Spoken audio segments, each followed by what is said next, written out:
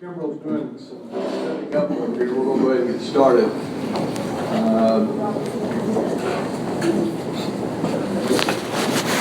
When he gets all set up, I'm going to turn the program over to him.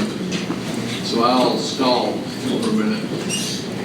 And I know it looks like the parking lot's full, but that they were all coming here. I was a little concerned that everybody was coming here, but it's Boys and Girls Club summer camp registration, so I figured out maybe everybody's going to get the questions answered. My name is Shane Broadway, and I am the chairman of the Bryant Building for Tomorrow Committee.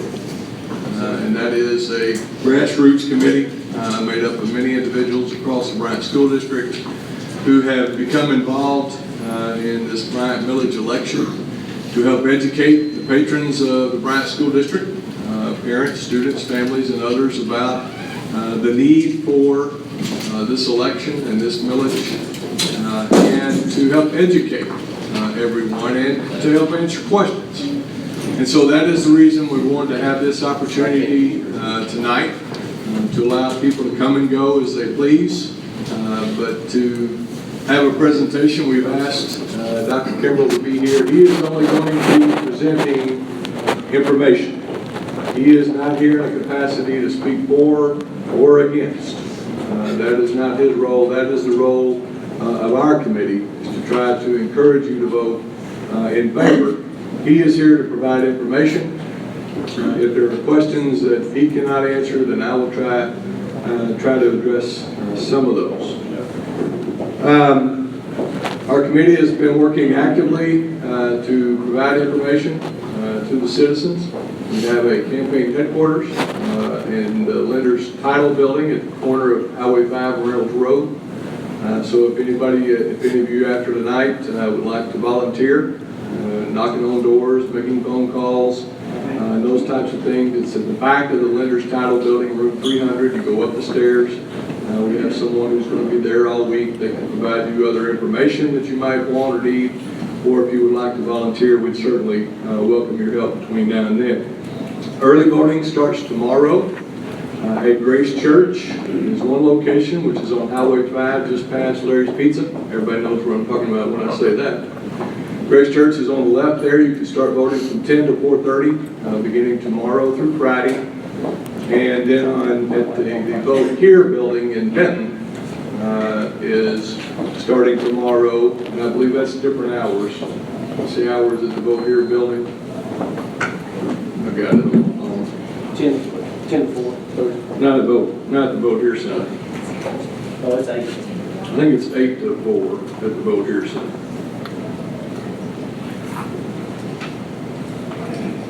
Vote Here Center is 8 to 4:30. And that will be beginning tomorrow through Friday, and then again on Monday. Vote Here Center is the only place you can vote on Monday. You can't vote at Grace Church on Monday. And then there will be 10 election polling places on Tuesday, March 10th, that you can vote at. So I've got several things that I will maybe add in terms of why I am supporting this millage. I will just address a couple of them, and then I want to ask Dr. Kimbrell if he wants to start out explaining the process that they've gone through, or if you want to just start with questions. Okay. A couple of things I will say. I've been involved in school facilities for about the last decade now. The state of Arkansas lost a lawsuit while I was a member of the Senate. It's called Lakeview. Many of you have been around in Arkansas for the last decade in regards to schools and school funding and school facilities. At the time, I was a member of the Senate Education Committee when I represented this area in the Senate, and I was asked to be in charge of the state's response to school facilities. At the time, we didn't even know how many we had around the state. And so we did a complete inventory of all schools, all policies, and developed a program for a partnership between the state and school districts that included a state investment part of that is because what Lakeview basically determined is that every child, regardless of address, regardless of where they live, is to receive an adequate education in an adequate facility. And so we set about trying to determine that. And basically what Lakeview means in a nutshell, nothing else, it means if the local district fails to provide that adequate education, then the state must compel it to act. Okay? And I say that for two reasons. It's an important reason of why we're in this situation and why we're here. The way we had to respond to that lawsuit, and when we wrote the legislation, we were still under court order.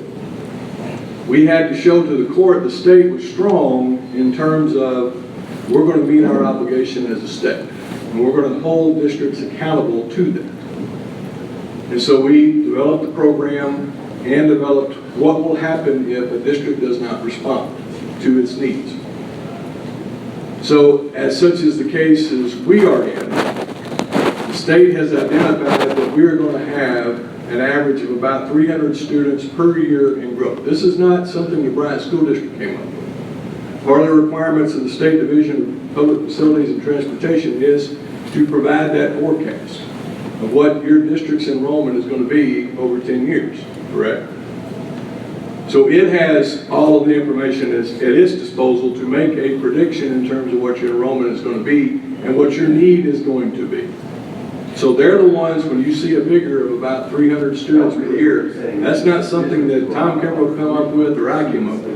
That's coming from the state of Arkansas based on their projections. So we went through this process back last year, the Bryant School District, and it failed. Under the way the process works, you've got two tracks before the state has to then come in and make some decisions. As a district, we are only required to provide 38 units of instruction at the high school level.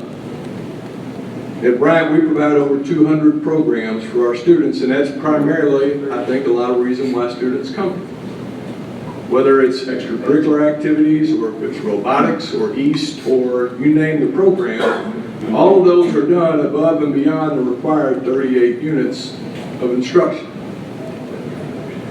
If we fail to take action, this is our second and last strike, I guess is one way you could say. The state will then be compelled to come in and sit down with the district, and at worst, could place the district in facility distress and take over the district, which you know has occurred. I don't think that will be the solution, but you notice they have taken over districts, and he was commissioner, he had to take over districts who did not meet their local need, and so the state had to compel them to act. I think it will be somewhere in between that and somewhere coming in and giving us, okay, this is the plan. So regardless of what happens with this election, we as taxpayers and patrons of this district are still going to have to build new buildings. There's still going to be students who are going to be coming and using our facilities, and he can give you more information in terms of the capacity of our current facilities. So the decision is ours. And I would rather us make that decision about the future of our school district than have the state do it. Because when the state does it, we don't have the resources at our disposal. For instance, one elementary school is $17 million. They don't have the cash on hand to go and build that space, but you've got to have a roof over that student's head. A portable building is not a long-term solution under the state standards. It's not an education solution, period. So you've got to have a roof over that student's head, so you've got to build that building, and when the district doesn't have the resources to build that building, they've got to go reduce programs. And a lot of those programs are important programs and are a reason why students have come to this district. And there are a lot of other things that go along with it. Second, I trust this man. I trust his vision, I trust his leadership. I've known him for almost 20 years. He has seen, as a superintendent and as Commissioner of Education, where we worked along side by side as I was Director of Higher Education. He's seen the good, the bad, and the ugly. A lot of the bad and the ugly. So he knows through those experiences, and I think he's going to be an even better superintendent the second time around based on everything that he has seen.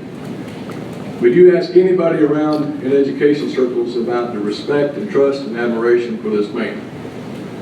And so he came to me, he had to sell me first. I'm a taxpayer too. I had to be sold that this is what we have to do as a district. I believe him, I trust his vision for this district, and I believe that he and the school board together have come up with a long-term solution that addresses our long-term needs, as well as the immediate needs that we're going to have to address as a district. And I believe that he will do it in the right way, and a way that you as a taxpayer and as a patron of this school district will be very proud of. So, having said that, I'm going to turn it over to you, let you make any presentation. We want to be here as long as you need to be in terms of answering any questions or concerns or addressing anything that you have. This is your forum. I'm done talking, which I know you'll be excited to hear. But I did want to provide you some of that background and history in terms of my involvement and why I'm here. I think the last thing I would say is, any of you who live in this school district, or own a business in this school district, or even if you are a renter in this school district, you are a stockholder in this school. I chose about 19 years ago to make an investment in my hometown. I bought a home.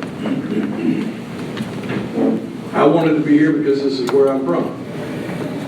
But also, I made an investment on the long term that the school district, which is the center of our community, was going to remain strong. There are many parts of this state where I would not go and buy a piece of property, knowing that my investment is probably going to go down. And a lot of it has to do with the school and in those communities. So I made an investment anticipating and expecting that my school district would remain strong for if I ever had to make a decision to go somewhere else. My investment, I would be able to reap my reward. So you are a stockholder. We don't have rentals and alcohol like we used to. We don't have a lot of major industry within the confines of the district. We're working to change this. I'm chairman of the Saline County Economic Development Corporation. That's our other job.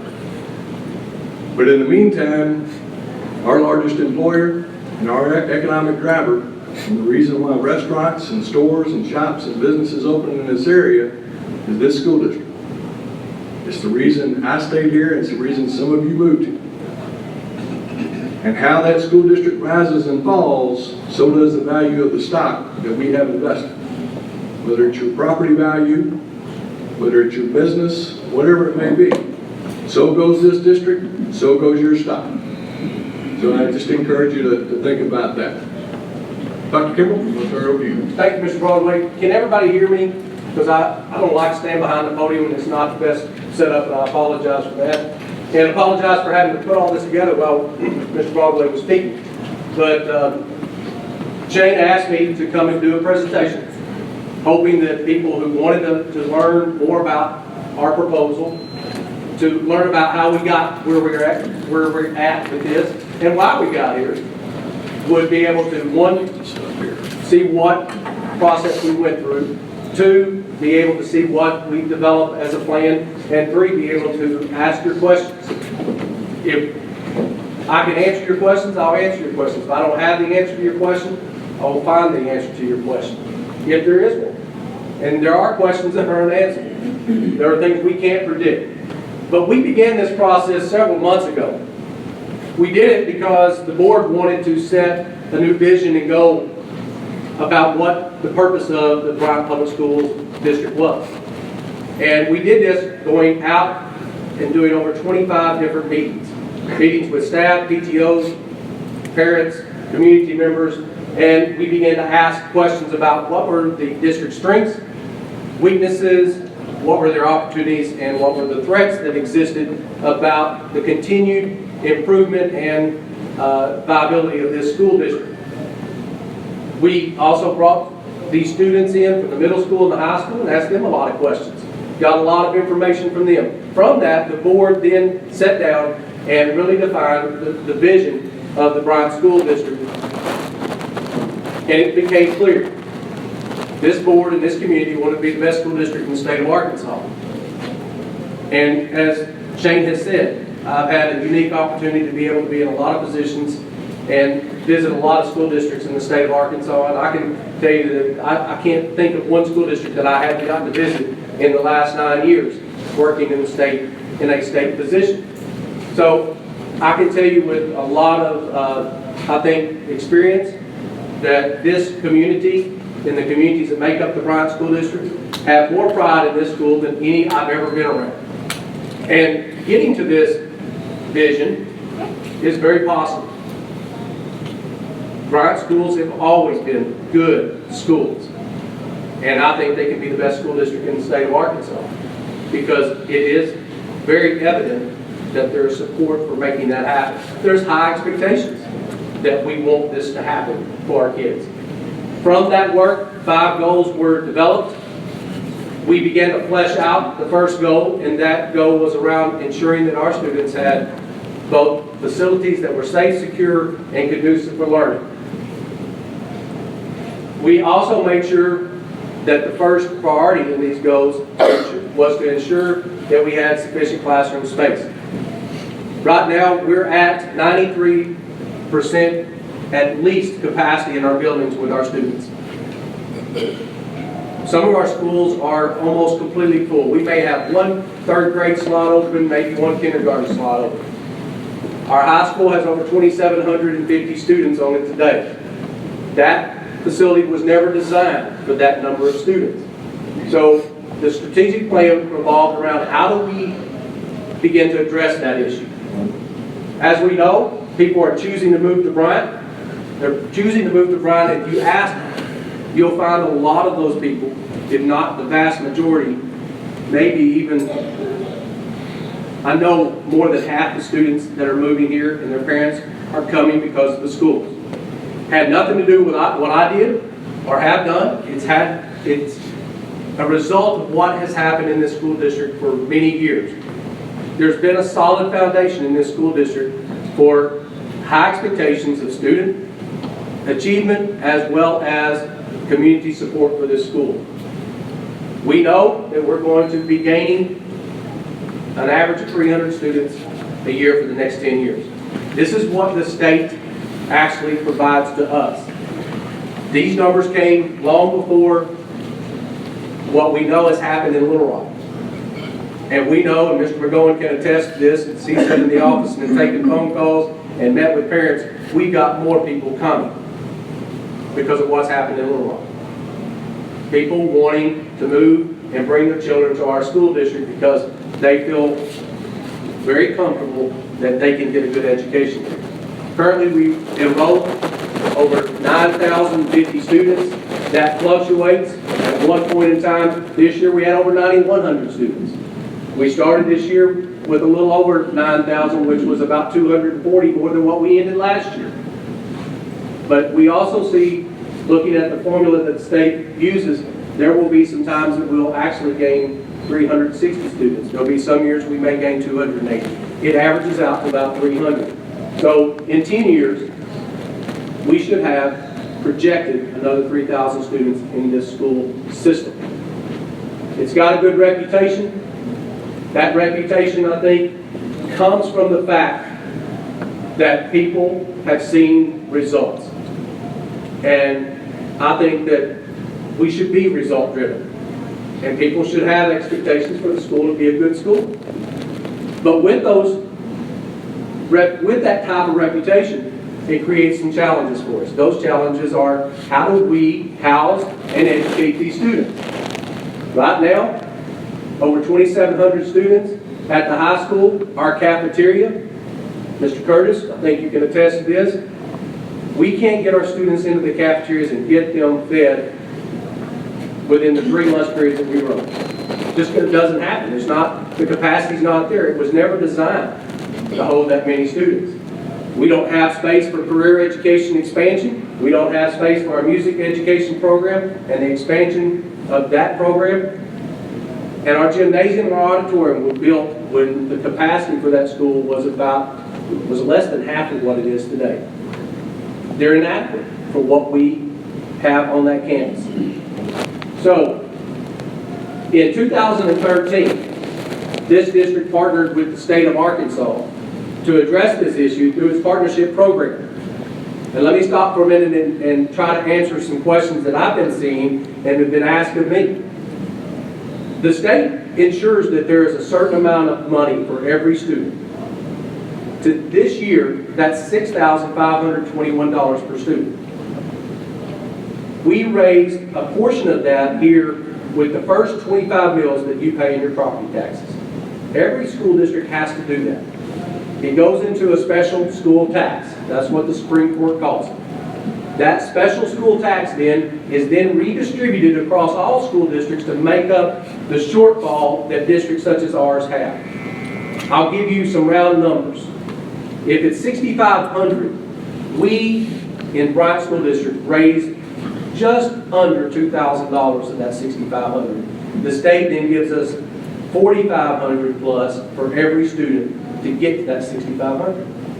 But that $6,500 has nothing to do and is not to be used and can't be used for constructing facilities.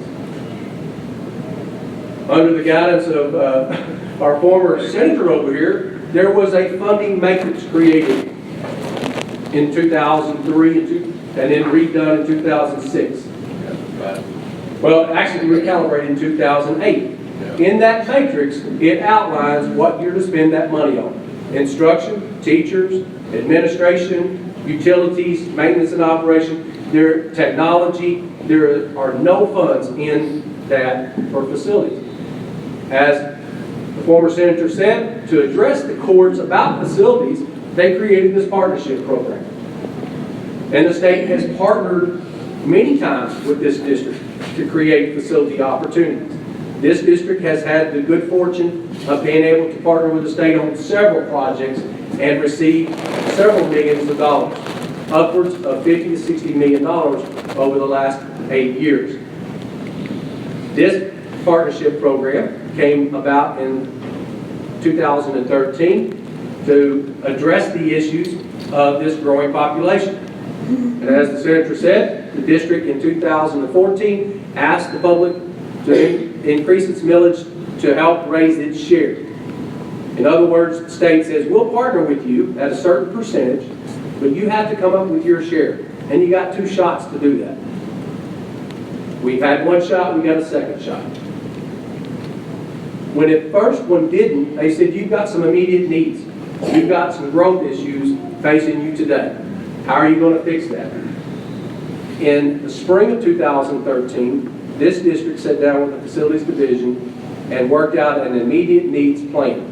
And in that plan, there was an expansion of Collegeville Elementary School, an expansion of Davis Elementary School, roofing projects at the high school, and some renovations at the high school. Those projects are being done right now. And we're using approximately a little over $3 million out of that $21.1 million to do those immediate needs projects. The state said, that's fine. Now, what is your plan to address the issues of this continued growth that you have in the district? So, that's where we're at today. We're asking to find a way to fund our matching share. The one thing that we continue to hear when we were out into the public was, is there some way you can create a plan that's beyond the typical 4 to 5 years that we've had in this district? Because that's the typical cycle that we've run into. We pass a millage, 4 to 5 years later, you're coming back asking for another millage. And it seems that we're piecemealing this every 4 to 5 years. We were comfortable going out 10 years because we had the growth projections out that far. So we developed a plan. Our website has the entire plan on it. You can read about it. I won't go into all the details unless you ask me to go into the details. But we're asking at this point to try to fund a 10-year plan. What does this do? It asks for additional 4.9 meals. It takes us from being the lowest millage rate in the county to what would be then the highest millage rate in the county at 42.1 mills. You can see from the slide that the other 3 districts in this county have a higher millage rate. This would take us to being the highest millage rate in the county. What does that cost? We try to allow people to, a chart so that they could look, what does this increase actually mean to me? We broke it down by what the daily increase would be, the monthly increase, and what the years. It's about $100 for every $100,000 of property value. So people who have property, you know what yours, and this is assessed value. This is not actual value. This is what the assessment office assesses your value of your property at. And I'll promise you, you wouldn't want to sell your property at what the assessor's office assesses it at. But you can kind of extrapolate depending upon where your property values are there. And it's about $100 for every 100,000. What are the proposed projects? A new cafeteria on the high school to feed our students. More than half of our students sit outside and eat. They sit on the stairs, they get under the canopies, they're in between buildings, they're eating it because they can't get into the cafeteria. It's just not possible. The conversion of Building 2, that's one of the older buildings there. There are spaces there that were used for the old media center and other offices that we want to convert to classroom spaces. A lot of those buildings on that campus are buildings that were built in the 50s, 60s, and 70s. They don't have the electrical capacity for today's delivery of education. Our classrooms today are so different than they were 10 years ago, 20 years ago, and vastly different than what we saw 30 years ago. We're very close to being one-to-one with our computer technology, with our students. We want to get there next year so that our students have the latest technologies available to help them as a learning tool. So we want to do and need to do electrical upgrades as well as some HVAC upgrades. A lot of those HVAC systems are old and inefficient. The construction of a new elementary school. As I told you, our elementary schools are full. The expansion of Collegeville and Davis will allow us another year and then the second year. We have to have a new elementary school online in order to meet that growing population of elementary students. A new middle school. This is so that we can take advantage of the current middle school that we have at Bryant, converting it to a junior high to take students off the high school campus and give relief there. Also, with that would be additions and renovations at Bryant Elementary in order to bring those up to a level of acceptance for our parents and our students. The big key to this is the creation of a junior high versus a sole middle school configuration. In order to get some space at the high school, the plan is to pull the 9th grade students off the high school, relieving about 720 to 750 students over the next several years on that campus. Convert the current middle school to a junior high and have 8th and 9th grade. So all of our 8th and 9th grade students would be on that one campus, leaving our middle schools to have 2 grades.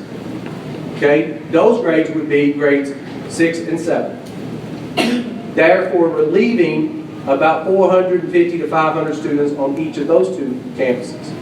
You build a new middle school, Bethel then would have that 8th grade off of its campus, leaving room for growth there.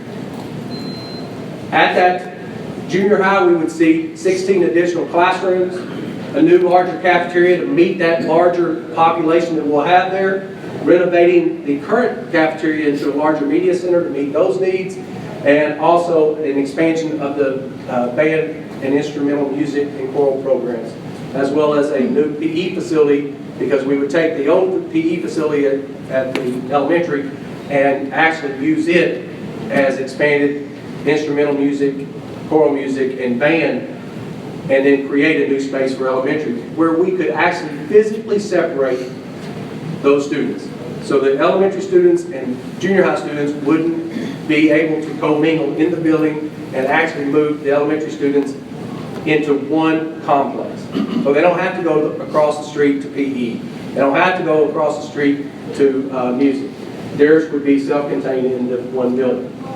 Some of the additional projects at the high school would be a new arena to have not only our school and district events, but also community events. a performing arts facility. Tomorrow night, our choral music program will be presenting 3 different groups will be presenting concerts.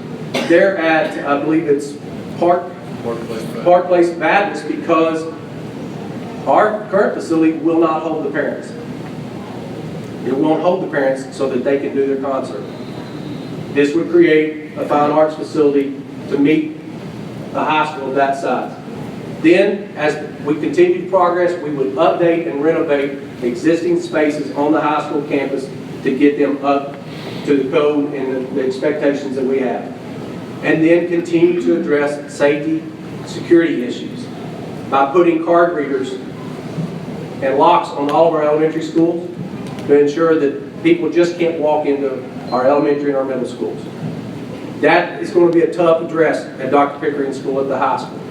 But we believe there's some things that we can do. We've seen things happen at Conway, we've seen things happen at Cabot, and we think it's a good model for us to follow. If you haven't been to those 2 districts, you can go see what can actually happen under this plan. You can see the drawings over there. I won't spend any more time on this, but these are just conceptual drawings of what we would be talking about. I will just mention here on the bottom is the elementary school conversion. All of this new space would be new junior high. That would be junior high, and then the new PE facility would be right here for the elementary. Renovation of the kitchen and cafeteria at that elementary school. Mr. Broadway, that's my presentation. I can either take questions now, or we do have a student who did. Oh, yes. Get back to the agenda. Still that tape.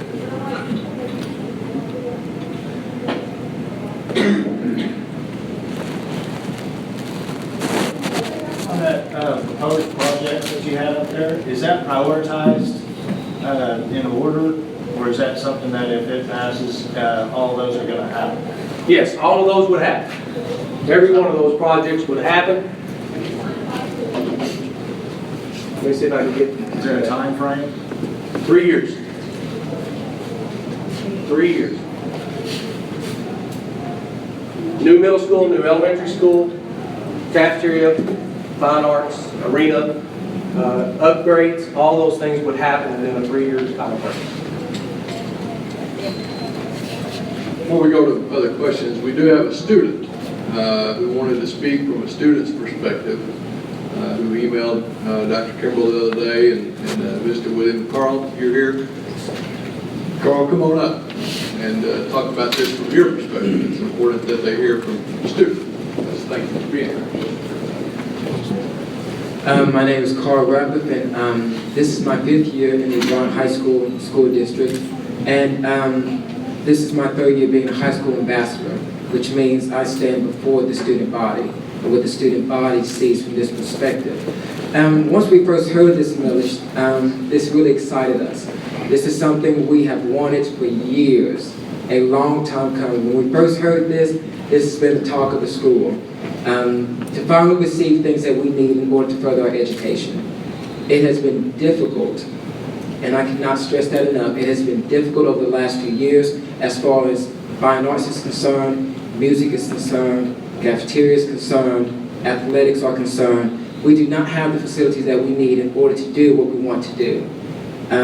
From a student standpoint, as we go and we travel to other competitors throughout the state, and I travel with the high school basketball team since I manage the boys team, we see what these other communities have done for their schools, and it's truly remarkable. And after next year, Bentonville, I believe they will be splitting their high school, and we will be the largest high school in the state. And in order for us to be the largest high school in the state, from a student standpoint, we believe that our community needs to step up in order for us to have the facilities we need. We take pride in what we go to school at. You all have done an amazing job with our high school, and we are very grateful for it. And we're asking you if you can take the next step to help us to go to where we want to go. We want to be the best school in the state of Arkansas. And this plan that we have tonight will help us achieve that plan. There are many people in the community who are voting no for this. But if you can see from a student standpoint what we deal with on a day-to-day basis, it would instantly change your mind. I've talked to Dr. Kimball about this. If there was some kind of way to open up a high school to the public, and of course due to safety issues, that's not possible. But if you were able to go through the day of a student through our high school, you would see what we have to deal with, and you would not want to deal with that. It is tough. I can say it is tough to be in this predicament as a student, that our education, that our future lies in the community's hands. And the reason why I say that is because I hear a lot from the community that they think that this is unnecessary for us. And I promise you that this is 100% necessary for us. First of all, as far as the cafeteria is concerned, there are a lot of students who have to eat outside. Regardless of what the weather is like, they have to eat outside. They eat outside in the rain, they eat outside in the cold. Some students eat inside in stairwells, even though we're not able to. And then according to the rules, and due to safety reasons, we have to be kicked out. And that's understandable. And with this new proposed plan, we'll be able to finally eat in the cafeteria. This cafeteria is old, it's run down, and it's not suitable for us anymore. In order for us to eat lunch, to feed everyone in 30 minutes, that's not even possible. There are numerous students who are late for class because we're not able to eat in our cafeteria in time. And it should not be. It should not be. Since we will be the largest high school in the state, having the lowest millage in the county is not going to work for us. If we want to do what we need to do, if we want to have the best high school in this community, we have to have this millage passed. We have to. And as far as the arena is concerned, right now we get ready to go to state later on this week. And the way that they have it divided is that they hosted in Central Arkansas one year, and they hosted in Northwestern Arkansas the next year, and they rotate. And what they do, they look for the best communities to host the tournament. And if Bryant has this millage proposed, we're pretty much guaranteed to be able to host the tournament. What does that mean for us? Business and growth for the community. Because of that, there will be 3 to 4 days, hotel money will increase, shopping will increase. All of these different businesses will be coming here because of the state tournament. Therefore, not only will the students be able to benefit, but the community will be able to benefit from this. So it's just not benefiting the students, but if we look at the long run here, the community will be able to benefit from this. I was reading an article earlier this week that they deem that the Bryant community is one of the best in the country. And I honestly believe that. I honestly believe that because of the education that we provide, because of the people that live in the city, and for what you all have done for us. But if we want to maintain that standard of being one of the best communities in this country, we're going to have this millage passed. That is the only way. I was talking to my advisor today in newspaper. This is my first year, and I asked her, what will happen to our program if this millage is not passed? She said, Carl, our program is going to be cut. There will be no more yearbook. There will not be another newspaper. All of that's going to be taken away from us. Our electives that we have, such as cosmetology, it won't be there anymore. Welding won't be there anymore. Not everyone is made to go to college. And so what they do, what Bryant has done, what you all have opened up the door of opportunity for us, is to find our passion now. Because I know that there are students who are in welding who has found their passion, and that's where they want to go now. And this will not be made possible to the hundreds of students that will be coming in the future if the millage fails. Because the state deems that things such as that cosmetology, the unnecessary things that a high school needs, they're going to cut that. Therefore, we won't find what we need. And it's heartbreaking. I have many peers, I actually know of 2, who will be able to go to Fayetteville in engineering. And the only way that they'll be able to do that is because of the program, the engineering program that we have here at Bryant. Now let's say we did not have that program. What would their future be?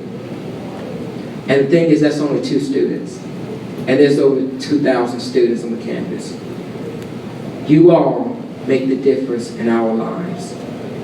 And we are tremendously grateful. And if you want to continue investing and putting seeds in our lives, you have to have this millage passed.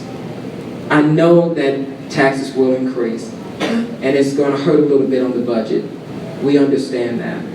But I promise you that it's worth it. Because not only are you just giving your money away, but you are truly investing in every life that walks through Bryant High School. Every single life. Is that not worth it? Is that not worth it? I understand that $200 may come from your annual budget. But just imagine the thousands, I'm not talking about hundreds, but thousands of students that will benefit from your effort right now. From your effort of getting this millage passed, you will make a difference in thousands of students' lives. Thousands. You all are setting us up for success in the future. Because of where we are now, and if we continue to have this millage passed, students will be able to go into college as sophomores. I will be able to go into college next year as a sophomore because they have partnered up with the UALR college, and we'll be able to receive early credit. If this millage does not pass, most likely that's going to fail, and that's going to be cut out. And then what? There's going to be thousands of dollars we're going to have to pay out of our pockets. That's going to be a longer time we have to take in order to get a college degree. Right now, we only have to pay $50 for each class. $50 compared to thousands of dollars for one class. It's pretty worth it. I think that's worth it. So what I stand here tonight is to ask you all, and for you all to go with your colleagues and your peers to ask them to please vote yes. From the student body, we are asking you to vote yes. We can't vote on this. Majority of the students cannot vote on this. And if we did have a say, I promise you, those election stands will be filled up with students. You probably couldn't get in there. Because we understand how important this is to us. I'm a high school senior. This will not benefit me at all whatsoever. But I decided to come here tonight before the community and speak on behalf of the future students and the lives of the future students to please vote yes. Please, please vote yes. This would mean the world to us. This would truly mean the world to us. And that's all I have to say. That's pretty good.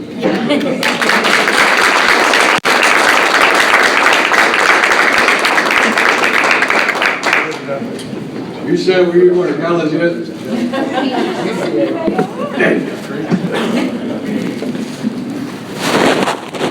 don't know what else can be said after that. You can't say anything. No, but I don't know what else can be said. All right. Thank you. That, I'm not sure it can ever be put any better. Important to hear from the student perspective more than that. So, as a former student where we didn't have air conditioning, until after we left, right, Rick? That's right. All right, questions from any of you in terms of Dr. Kimbrell's presentation or any other item about it? I would like to say one thing about Carl's presentation. Carl came and interviewed me a couple of 3, 4, maybe a month ago about this with prospective student newspaper. And Carl asked a lot of good questions. He wrote a good article.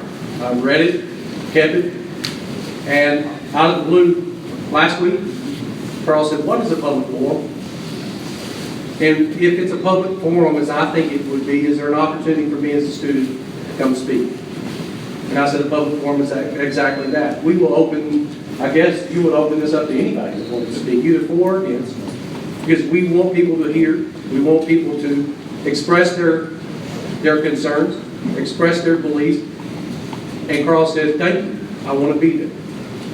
So I hope anyone here or anyone listening, I hope you don't think that we asked Carl to do this. We couldn't have asked Carl to do what he did today because you've heard what he talked about. It's passion. You don't get people to do things for you and have that kind of passion. This came from a young man's heart. So it's not something we set up. It's not something we asked. He asked because he cares that much. So thank you, Carl, for that. Questions? Yes, sir. My daughter, I graduated from Bryant, and I know we need a lot of these buildings. My daughter has had the issue of being in the rain at lunchtime, having to have, eat underneath the overhang.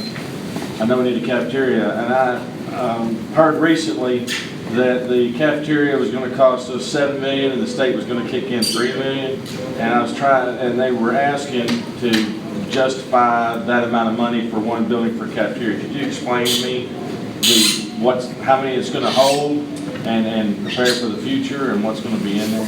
Yes, sir. What we've asked the architect firm and the construction management firm is to give us estimates for what we know to be the next capacity at that facility, which is again about 2,700, 2,800 students. And in order to do that under the 2 lunch program, which under our current system we have 9th graders eat, I believe, 1 lunch, and then we split the other 2 into 2 lunches. So we've asked them to design a facility that would feed half of that, 1,400 per lunch, and be able to do it within a 30-minute period. We've looked at a couple of different delivery models. We looked at what Conway's done, and we've looked at what Cabot has done, and we've watched what Cabot has been able to do. Up until this year, they had one of the largest high schools besides Bentonville. They're sort of larger than ours.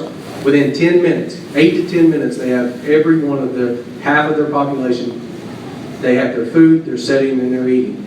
This design would be a food court design in which you would have 8 different options for students, and they would move quickly through, and within 8 to 10 minutes, they would have their food, giving them 20 minutes to eat their lunch. So we wanted to build it with the capacity to get to our next capacity 10 years down the road of 2,800 students on that. So it's going to cost those kinds of dollars. That's an estimate. We don't know what the actual cost may be less, may be a little bit more, but we know we're going to have to be within that budget.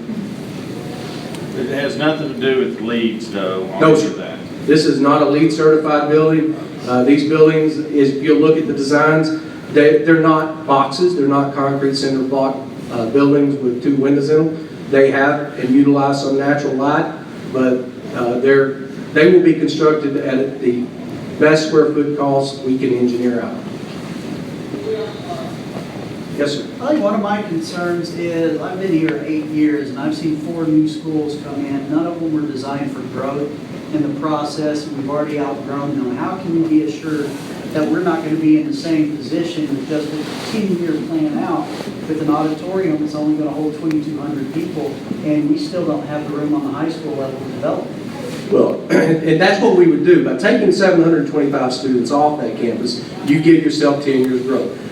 I would be really, I couldn't sit in front of you and tell you that I can predict or project out more than 10 years what the delivery method is even going to be at the high school. We started this year with virtual delivery. We have students that are taking virtual courses.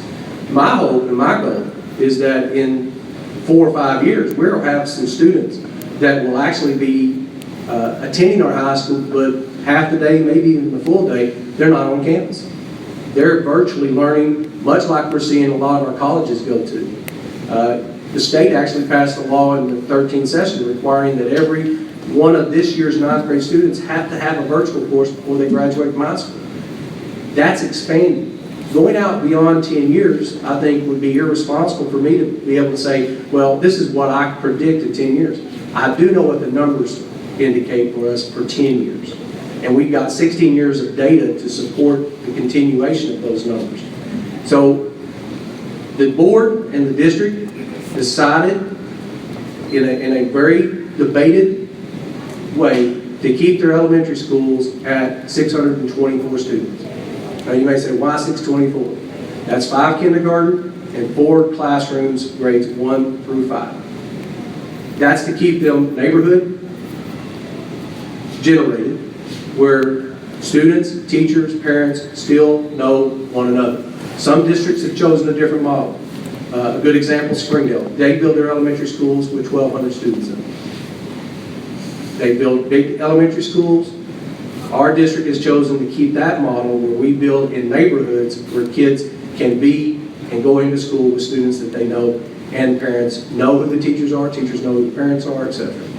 So what we're looking at is building our middle school and our junior high to take that capacity. I'm going to tell you, at 10 years, when we've grown 3,000 more students, as we said, there will have to be a decision about the high school at that point. Do you do what Bentonville's done and split into 2 high schools? Rogers done it, Springdale's done it. Do you do what Conway's done?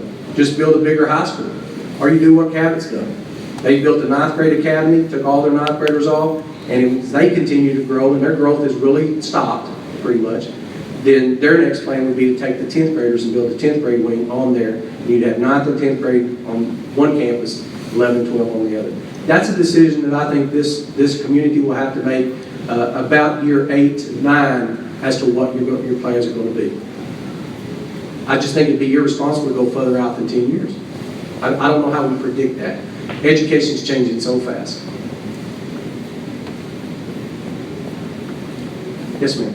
Okay, you said that most of these would take place in 3 years. Yes, ma'am. I have a 5th grader, my youngest is in 5th grade. Is she gonna make it to the new junior high school, or will she make it to the new 8th and 9th grade campus at Bryant Middle currently? Well, she would be in the new, she'd be, your question is, would she make it to the new junior high? Yeah, because She's of the fact that she's going into 6th grade next year. Yes. And it's a 3-year plan. Okay. Yes. That creates a transportation issue for me, and your district is going to tell me that they don't provide transportation for parents that live within 2 miles of the school. I live flat 2 miles in between Hill Farm and Bryant Elementary, so you're gonna have my 6th grader walking down Reynolds Road alone without anyone to help her because I work during the day. Then I have to be late to drop both my high schooler and my middle schooler off. Do you see what I'm saying? Yes, ma'am, I understand. I'm in an awkward position that a lot of parents are, but I can't get transportation for one or the other to relieve me to make it to work at Little Rock on time. And that's where my problem comes in at. Otherwise, I would go vote yes right away. But I've received resistance in the past from the district on transportation, and ultimately did get a school choice application eventually for relief, and got my daughter at Bryant Elementary and my other at Bryant Middle. They're on the same campus, and they walk together to the library. But now they would be split. Do you see what I'm saying? They would be split because of the Hill Farm. Because your daughter is what grade? 5th and 8th. Well, no, in 3 years they wouldn't be, because you'd have the junior high, which is, Right, that's what I'm saying. Will my daughter make it to the junior high before she has to go to Hill Farm, since she's in 5th? yes, Now- I think the middle school, elementary school, and the junior high would go online in 17, 18. So that's. You got me. I'm good. But I mean, Okay. that's a huge issue that we struggle with. Yeah, I mean, we know. talked about how, you would, what would it take to transport any kid who wanted to be transported? And it's a matter, one, of buses, but the biggest issue is bus drivers. Yeah, and I even asked if I could drop my kids off at a current bus stop and let them ride together. I mean, I didn't want the school to make an extra stop for me. I was willing to go that extra mile. Right. Can you tell me where to go to a current? They would not give them a pass. They would not. So my kids walk to the library every day, and they sit there until I can get there To the public library. to the public Yes. library. Because my oldest is now, she's to the point she can't go to the club. To the Boys and Girls Club. She's too old. So she's aged out of the system where, as years ago, I had help. I think those are issues that we need to talk about and discuss. I don't, again, we're finding that I'm finding that there's some issues. I've got a couple of board members here. Appreciate them being here and hearing your concerns. Those are just Yeah, just topics some that we have to discuss. potential opportunity for parents to say, you can drop them off here at this location and they can ride a bus. I know there are seats available on a lot of these buses, and it wouldn't cause the bus driver to pick up anywhere else than they already pick up. This is the closest stop to your house. Right. This is the one that will zone your kid and they won't need a pass. That would be an amazing step and an assistance for transportation for parents like me in the morning. That's what we need to hear. That's why we're having this meeting. I appreciate that. Let me ask back, that's a great question. Let me ask back on the question about, for instance, the auditorium, whatever it's called. Are there ways, I speak about the current gymnasium, which was not designed, they were finally able to bust out one wall and add some seats. And it's probably more a question for the architect related to this question, but can those buildings be designed where if you've got 10 years, had to add on because you didn't have space. Depending on where you put them, can they be laid out in a way that that is a potential opportunity? It's definitely one we can ask that question. And in the design of those facilities, you could ask that they be expanded. But Is I think that's one of the biggest issues, because obviously money needs to be used and spent. But it's been spent very unwisely in the 8 years that I've been here. And I don't want to see that repeated, and us have to pinpoint and put buildings or schools all around the district just to meet these positive needs. I think developmentally, they can be designed where growth can be tacked on when the need fits. But right now, we're just getting taxed right and left, and I'm afraid that's the direction we're going to be heading again. I understand what you're talking about. Do you have, I assume you have a different opinion then about our elementary schools trying to maintain a small 625 instead of going larger? With $15 million being on a building like that, I think design ought to account for growth. If you're going to build a new one, it'll account for being able to expand it at Exactly. the Well, same site. actually, Exactly. That's they're, what you're doing now with the current elementary. right? yeah, with college in Collegeville and Davis, we are expanding those and adding classrooms to go online in August, just to house the kids that we know are coming next year. So we did that, and consciously, and I think that's, it's good that the board heard what you had to say there. They consciously made the decision at this point to build their elementary schools to house that number and keep them in neighborhoods. Part of it is so that students will have an opportunity to go to a neighborhood type school versus having to go all the way across town to a large mega elementary school. Whereas our middle schools and our junior high will be those bigger schools with greater efficiency. And I can't answer the question about how building funds have been built in the past. I can answer one question that has been relayed to us about how the district runs and whether it's an efficient system and have good use of the dollars been there. One of the things that we found in some research that we did last week, Dr. Walters did, our district spends less than almost every school district in the state of Arkansas per student in its state and local funds. And this is state numbers, this is not our numbers. If you look at the last report on the Arkansas Department of Education website, we spend a little over $7,200 per student to educate our students. That's fifth from the bottom. We're the fifth lowest expenditure per student in the state. What's really amazing is it sixth? I'm sorry, sixth. What's really amazing is the next one, right below us, spending less than us, is Benton. Then Sheridan's in that same group of six, and so is Bauxite. So this area of our community region is some of the most efficient schools that we have in the state of Arkansas. And I've looked at that data before, but I was always looking at the other end. The districts that were spending the most money were the districts that had the greatest needs. They had the most difficult, challenging population. So I have to give a lot of credit when it comes to how we've managed money. That's part of growth. You're almost forced to do that because you're growing so fast that your classrooms are full. You're real efficient that way. But just to give you a little more information, there's a lot of good decisions that have been made. But there has been a conscious decision to keep the elementary schools that small. But at least two of our board members have heard your comment about that. They may want to revisit that down the road. But we won't design any buildings that couldn't be expanded. Hill Farm Elementary can be expanded. It can be expanded. It's built to be expanded. Yes, sir. You said that there's a breakdown of all the expenditures and what all this is going to cost? There is on the website. On the website? An estimated cost based upon what the architect and construction managers gave us for housing this number of students in these facilities. Okay. Yes, sir. So we need a $13 million cafeteria? Is that what we need? In order to be able to meet the needs of the population of 2,800 students on that campus, be able to feed them in a timely manner. I get that. Yes, sir. That's what they're telling us. 13 million.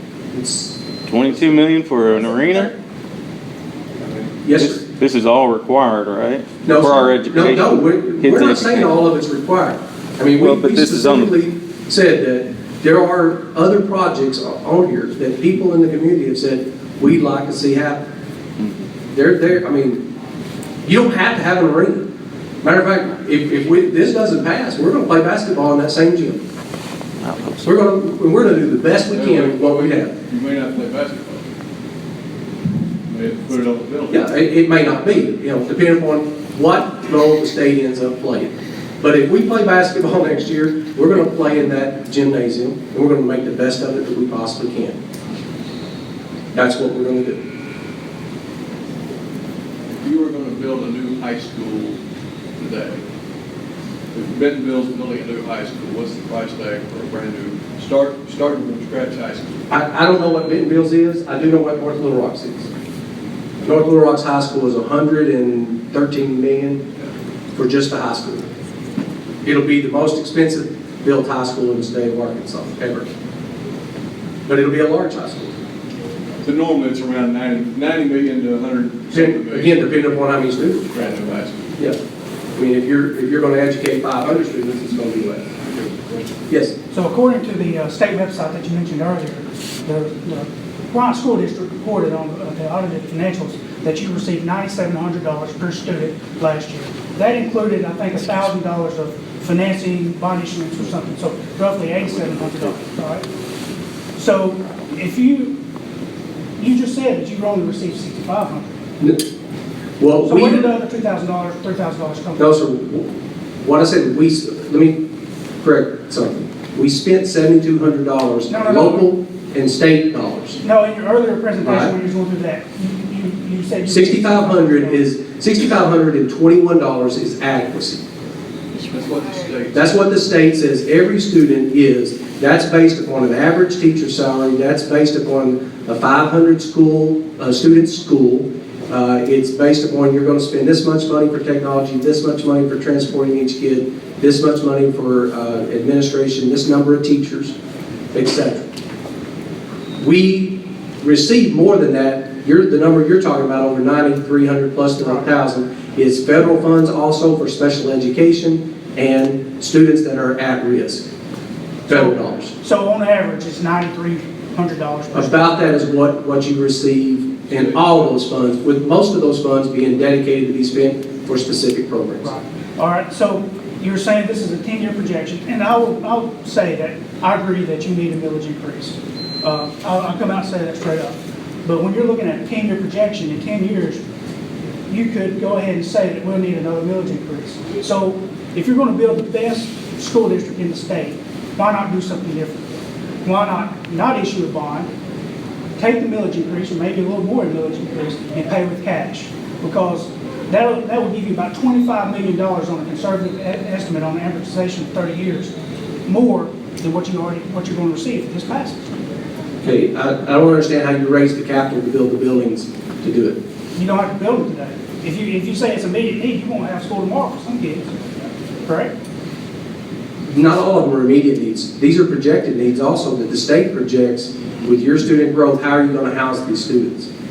So you're going to have to raise the capital to build these buildings in order to meet those needs. Not all of them. I'll give you that. No, I said that you could do more if you paid it with cash. If we had the cash, yes. And you would receive that cash as it comes in. You might not build the arena in 3 years. You may not build an $11 million cafeteria in 3 years. But as the cash comes in, you would be able to build those items as you need it.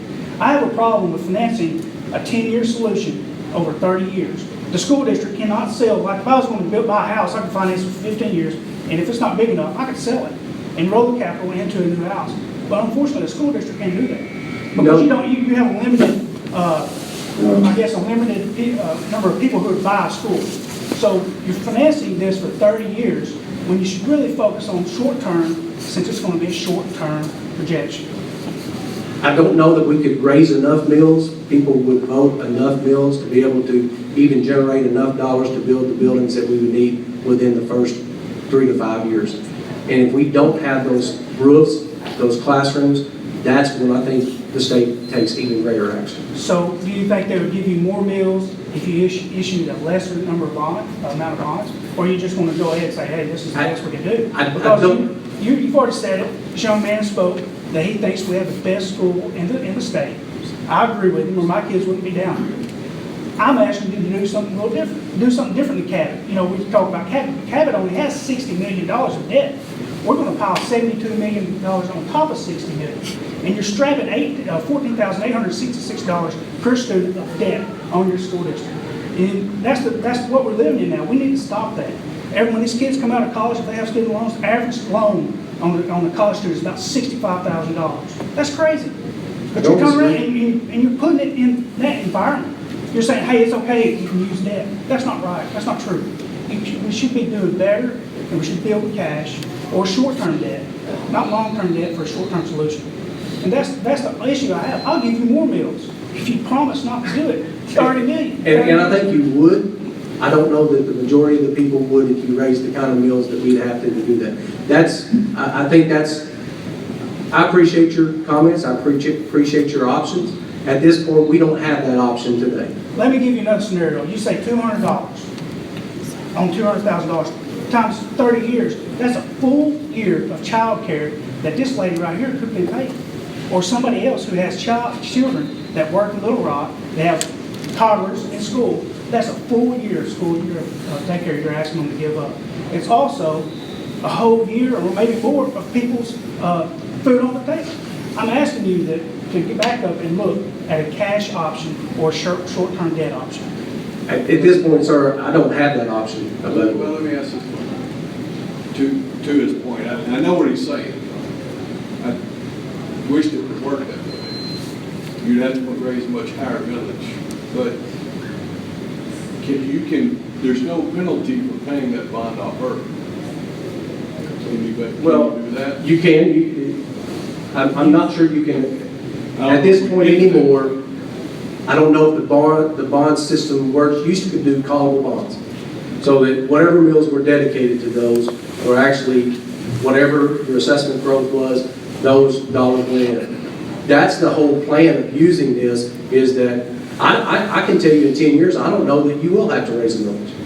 I think that with the assessment growth that you have in this district, that will continue to grow to a point where you can leverage and sell second lien bonds, not have to extend the debt, not have to add any debt, and continue to add structures and buildings. At the same time, you're exercising your needs and actually taking advantage of the state's program, as well as putting money away.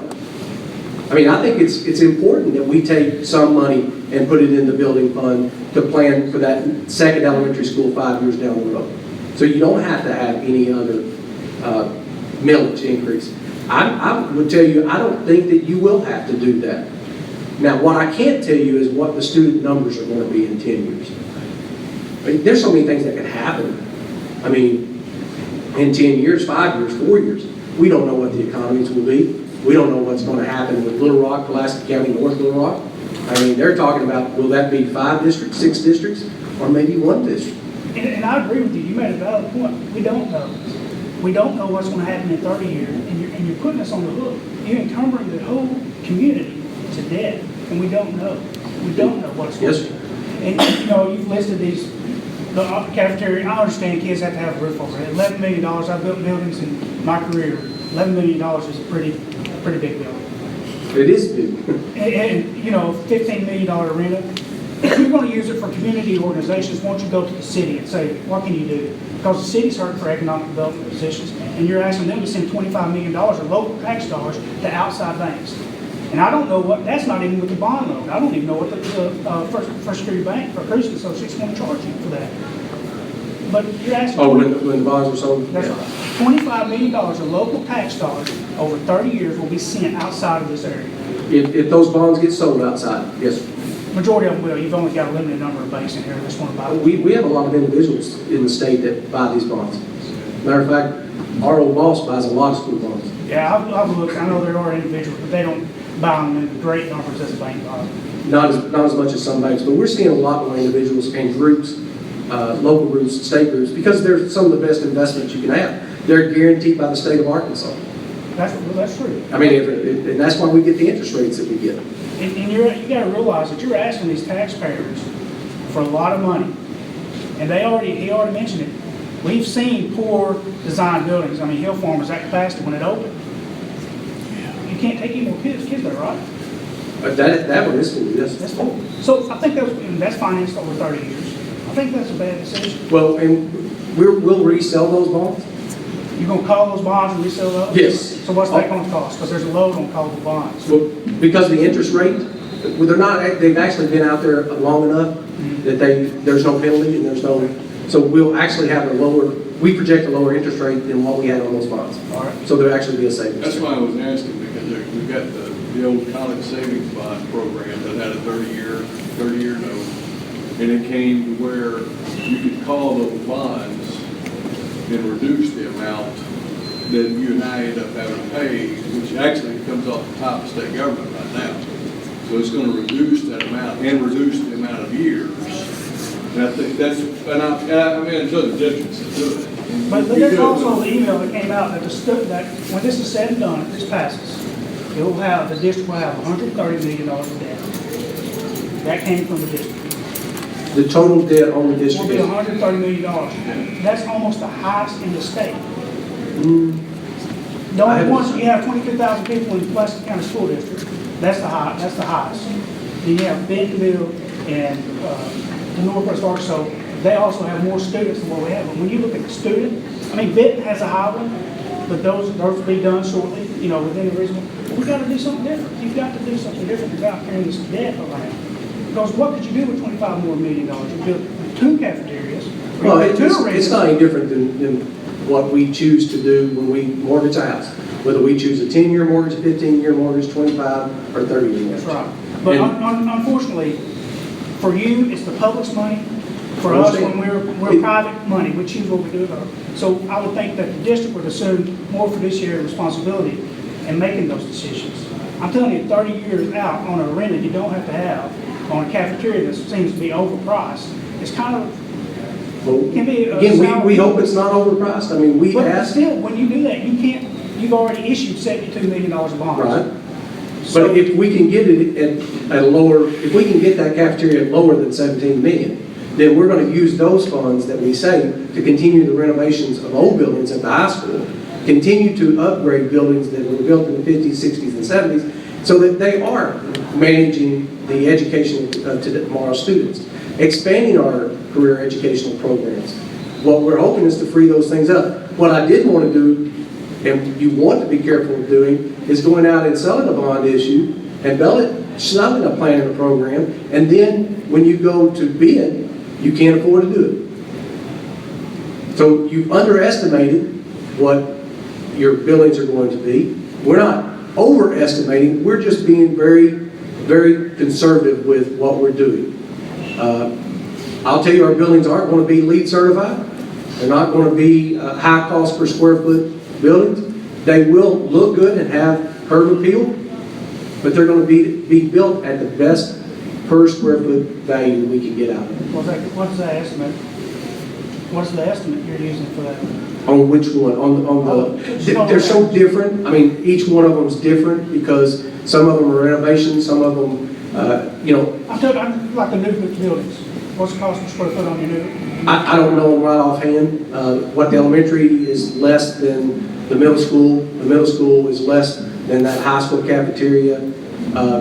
I say that, no, the high school cafeteria is actually less. I don't have that with me in our thoughts. We can get that for anybody that wants it. Because we used it per square foot, the architect and the construction management team did to give us those estimates. How much money have you spent so far on this election? Have we spent? I hadn't spent a penny. The school district hasn't spent anything. I hadn't spent a penny. So who has? Signs on free. His group. They were donated. Actually, the signs were free. Oh, sweet. They were donated. Dr. Campbell, can I address something about them saying Hill Farm is at capacity? Hill Farm is at capacity because some of the Bryant elementary kids went there, some other kids shuffled around, and they're there because that's a new school and it's closer to their home. So Bryant Elementary is not at capacity now. So it shuffles around, and there's a bunch of houses being built.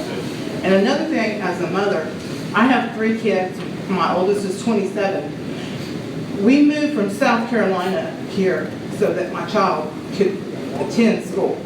she didn't go to college because she didn't come from Bryant. My 20-year-old is in college. My sophomore is going to college because of the school system and how good it is. And I love Bryant. And if we can keep this standard, if we can keep where these kids can take a college class in high school and save $300 or $400 on a college class, it's worth the $50 a year millage on my property. Heck yeah. And if you don't see the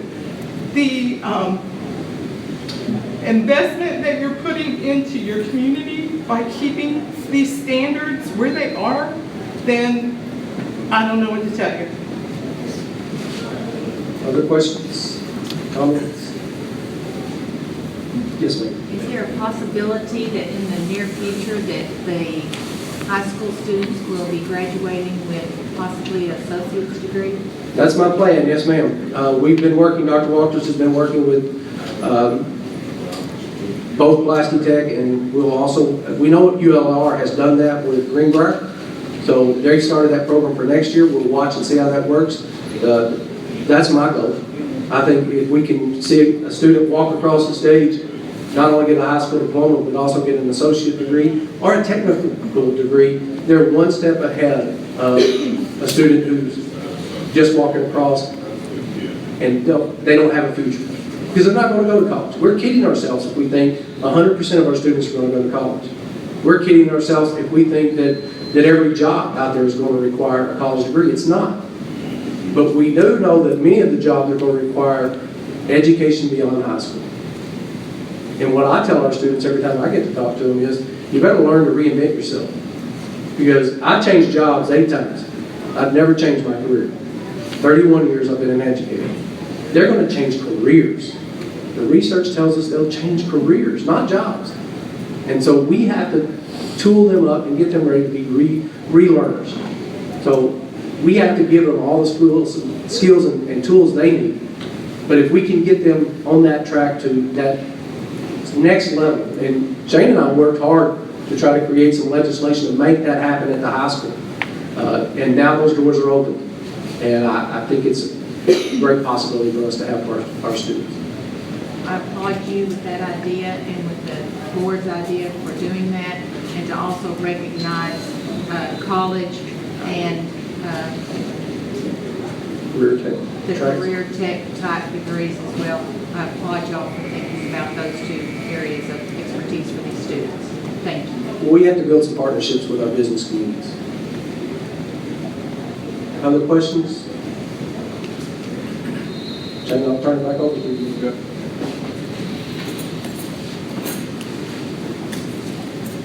All right. Anybody else have anything, any questions, concerns? Anybody want to come up here and speak? You're more than welcome. This is your opportunity. It's a community forum. If not, I don't know what TV show comes on next, but I'm sure we're missing one. If you want to get home and do homework or watch TV. But thank you all for coming out tonight. If you want more information, there is a website that the district has that is on the information. The website for the Building for Tomorrow Committee is buildingbryant.org. Facebook page, more information that we'll have this week. If you have questions about voting or anything like that, we're around to try to help answer any questions. So thank you all for coming tonight, and hope you have a safe trip home.